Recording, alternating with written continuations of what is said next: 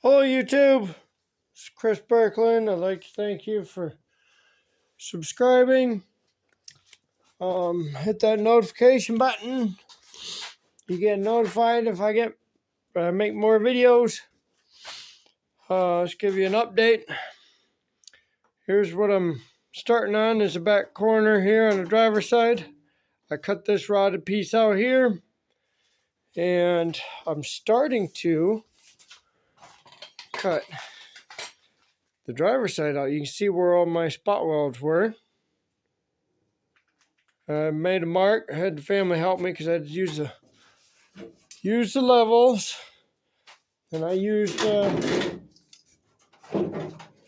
black marker, a little tiny level. I had a little 6-inch level and a black marker, and I set it up here, and I measured down 3 3/4 inches, just about where that spot welds are. So if I can cut them spot welds out, the extra of that inner fender that's hanging down, that's down in here just below this, it'll all fall out. Then I can clean that metal up, see what I got to work with. And on the other side, I had to go through and grind out all the inside of the spot welds, and I'm doing it differently here. I'm cutting it out, fitting it in nicely. The other side does not look good. But today I patched in the kick panel for the Jeep. There's a good rust hole here. There's a little rust hole here. I had to go through and I patched in this little corner here. And then I had to redo this whole seam sill. I had to grind it out, cut it out, and then I had to chisel out all the spot welds here and grind them off, put that back in place, and then I had to do a patch here, which I forgot about it, and I got a hole here I got to drill out. I'll drill it out from the inside or from down underneath here, find out where it is and punch it out, because there is 4 holes here. There's 2 holes here that I have to put in there. And some of these other spots here, I'm just going to cover them with that small strand fiberglass. See what that does, because I didn't use that on the first time when I did the Jeep. I have driver's side floor pan in, nice and hard. I got grinded off yet, and I'm just gonna fill it with what do you call that? The automotive caulk. The stuff you would use in joint and seams. I gotta buy some for this anyway, so save me on wire and this it's argon, oxygen, or O2 gas. So I got that done, and here, see if I turn the flashlight on. There you go. You can see the patches I did down here. I had to tuck them in behind this support brace and weld them in. I'm not going to grind these down because it's on the inside. If my feet don't go there, feet don't go over here, nothing goes over here. You can see where I had to grind it all out back there, that bottom seam there, because it was rusted. And I sealed it all back up. I welded all that, and then I put some permatex on this plug here, and I squished that plug back in. I got to go through and figure this part out here. Like I said before, I was going to grab some of that waterproofing stuff. I patched this hole in here. Got that done. That looks nice. So I still have this here patch to do, and that one, and then the rest of this fender, and I am ready to start grinding down on the rest side. On the passenger side, I'll grind the passenger side down, what's left of that, wire wheel this, and have it start bondoing. I would like to start painting next week and be able to start painting. but I highly doubt it. I put my, maybe tomorrow I could try starting it. I got to come over here. I found a bolt for this, and I cleaned all the threads out for the front fender. Got them all ready to go because they were really hard to operate. And I looked at this sill here. Besides that little hole there, looks good. I don't have to replace this sill at all. I probably should give it a good coat of something, paint. Let's chisel that stuff out, see what that is. I don't know what that is there. Probably gunk, salt built up. I'll have to clean it because I never did get it power washed real good before I got it in the garage to start working on it before the snow came. Gotta take off all this caulk here and see if I can clean this up better. I gotta finish drilling out that hole and tap it to a bigger size. Right here, I got this plug here I made for the antenna hole. If anybody knows about those, I had that antenna that come up the side of the panel. I don't use antennas anymore.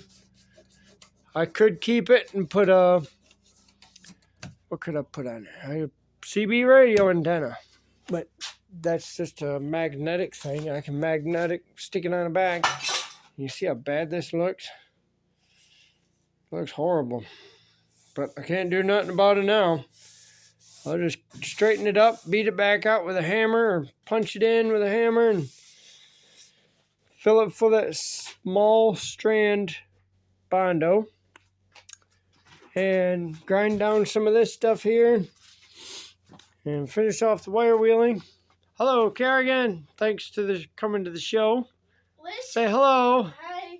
Where's the flashlight? Oh, it should be inside the house in the drawer. And that was my daughter. That was my oldest one. She's going to get the dog because it's getting late. I should be getting to bed because I've been out here since, I don't know when. I'm sitting here drinking coffee all day long. Still awake. Oh, I went to the store this morning, got some paint so I can start painting the frame or spots that I've welded or spots that I can't get to. Like down inside of here before I put the floor pan in, and I had to make that body mount bolt. I had to weld that nut in there. I spray painted up inside there. And like up inside of here, I took some brown paint and I just sprayed all over inside there just to protect that metal.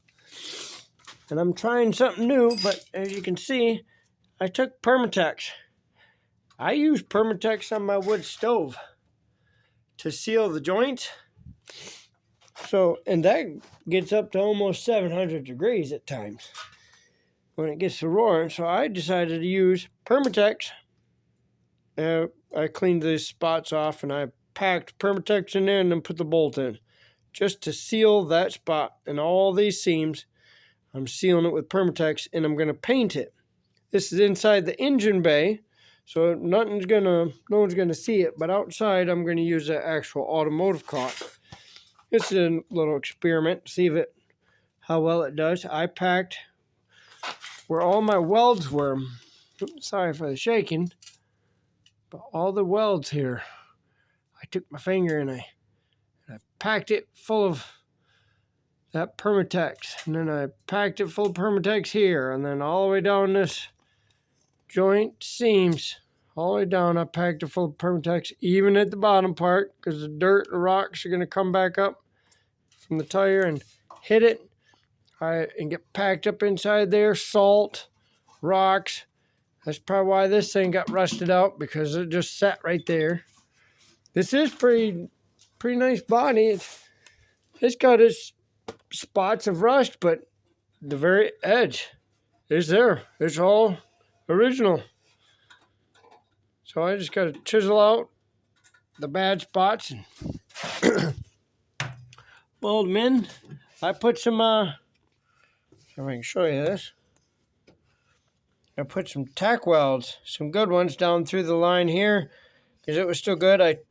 I used one of my picks and I dug out all that caulk that was in there, and then I hit it with an air gun, and I spot welded some spots just to give it some more strength through this area. You can see where I made sure it got warm enough to embed itself or mate the two pieces of metal. And then that was it. This one's going to be a fun one. Just like I did on the passenger side, I'll have to fit this one together and this piece here together at the same time and start tack welding here, tack welding over there, tack welding over here, tack welding over there. And I still got to fill in that spot there. But this one did good. I was happy with that. I probably should fill that full of caulk or something. I don't like how that looks. That'll collect salt right up inside there, collect salt and rot that right back out. I'll have to, and you see I caught that on fire. All this tar that's in here. That was the one thing that saved this Jeep for so long, is that rust proofing they put on it. It was a thick tar. It came from the factory or whoever did it. They put it all over the frame too, so I'm happy. I think it's 43 years old.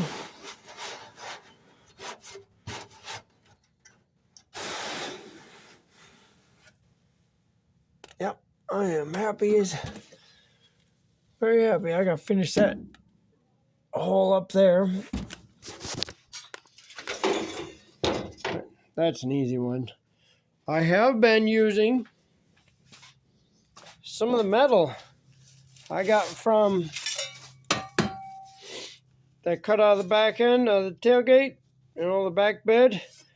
I put this in the fire because I had grease all over the bottom of it. I put it in the fire so then I could weld. I could take some of this good metal that I can find, I wire wheel it, find a good piece. And like this one here, I put that right back in there. I used the same metal that came from the Jeep. It welded in pretty nice. Rather than that new stuff or that wash tub. I'm still using a wash tub in some spots. I'm using this original metal.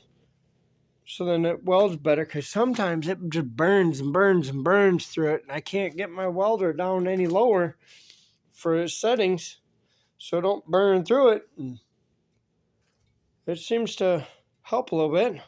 Less welding wire I got to use. Well, hopefully soon I can start that motor up. I got to prime it yet. I primed it once after I got it all put back together best I could. And yeah, once I got all the front end put together, I primed it so I could watch my oil injector working. And then that was it. I just left it. Maybe tomorrow I'll get lucky enough and start it up. I'd like to wish everyone a happy Easter. I'm all excited to go hunting for some Easter eggs. And with that, I'll sign off. I gotta get in the house and get to bed. It's getting late.